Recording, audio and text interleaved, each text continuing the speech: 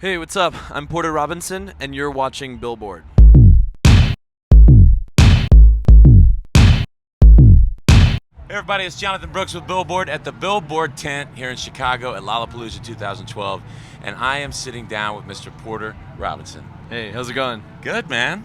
How are you doing? Yeah, not too bad. It's my first Lolla. I'm First Lolla? Just getting here. Yeah, just getting settled in, doing a bunch of interviews and stuff, and yeah, just sort of getting acclimated to this whole universe. Yeah, Haven't seen man. much of the acts yet or anything though. Now the whole EDM scene, man. I mean, that is it's some people argue that it's never gone away, but it's really kind of blowing up. Yeah, I mean, I don't think there's any way you can deny that the past 3 years have seen an explosion. Like, there's no way around that. There's always been an underground, and there always will be. Yeah. But as far as the degree of exposure that it's seeing today, like, it's just, the EDM stages at every festival, Yeah. if there's only one, it's always packed. And they've grown. They get bigger every yeah. year. You know, like the Perry stage here was small. Yeah. And now it's this year it's pretty huge. huge. Yeah. Now you told us back in Miami at Ultra that you wanted to move toward making music that emotionally affected audiences more. Right. Now, what have you done to manifest that since then? Well, I mean, Language was the big one. I think that was either already out or was coming out at that time.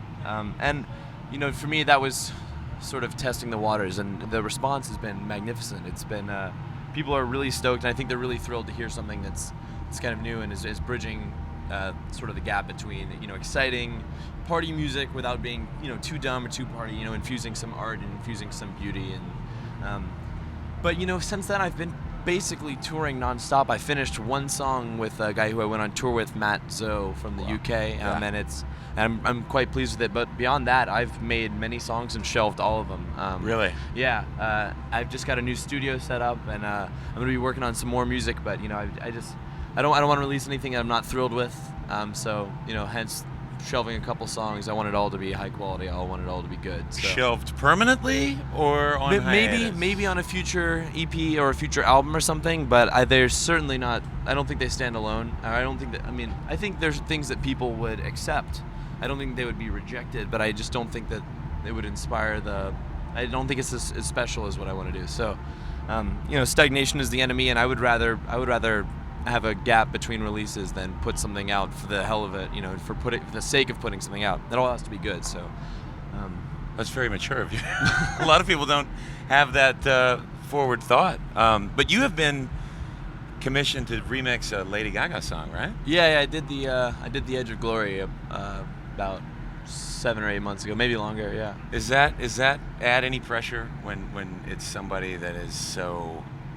Well, I mean, I think the thing with remixing Lady Gaga, for me, the pressure was from my fans and from fans of dance music. I think there's a lot of people who are very wary of dance music crossing over too much and becoming a part of the mainstream. So when you become involved with a big opportunity like that, like remixing Lady Gaga, in some senses, for me at that time, it was kind of unturndownable. It's so high profile. Right. But at the same time,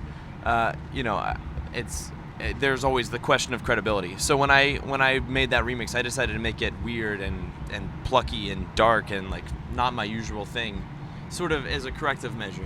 It's something. I'm remixing a pop act, but I changed it into a minor key and I used weirder chords and I used a very strange kind of climax to sort of throw people in. In other words, I think the big challenge when you're remixing a major act like that is just to, in a way, keep your credibility in mind and always check yourself and prioritize art above anything else. But it's also about making it your own. Yeah, of Right. course. And that's also the fundamental remix challenge in general. But I mean, more specifically, when you're remixing a pop act, those are the considerations you have to make. Who are some of your favorite producers and people to collaborate with? My favorite producer, I think. I mean, it's a tough question, but my favorites are probably Deadmau5, Oh yeah. Wolfgang Gartner. Skrillex is absolutely amazing. I love Noisia, Dirty Loud. Man, I could just do the influences thing forever. Yeah. But these, and of course, all my musical peers. I feel like I'm thanking people right now. Sure, thank them. Thank them. Stuff that's been exciting to me recently, and I always feel like I butcher the pronunciation, but Gesaffelstein or Gesaffelstein and Brodinsky, that sort of weird techno electro territory is exciting and fun and new for me. So, I don't know. you never want to put yourself in a box, but yeah, I look up to a lot of artists. Well, thanks for sitting and talking to us, Yeah, man. hey, It's wonderful likewise. to meet you. Yeah, thanks for chatting. Have a rockin' set tonight, man. Yeah, appreciate it. Should be fun. Porter Robinson, See you guys. Lollapalooza, 2012. See you later.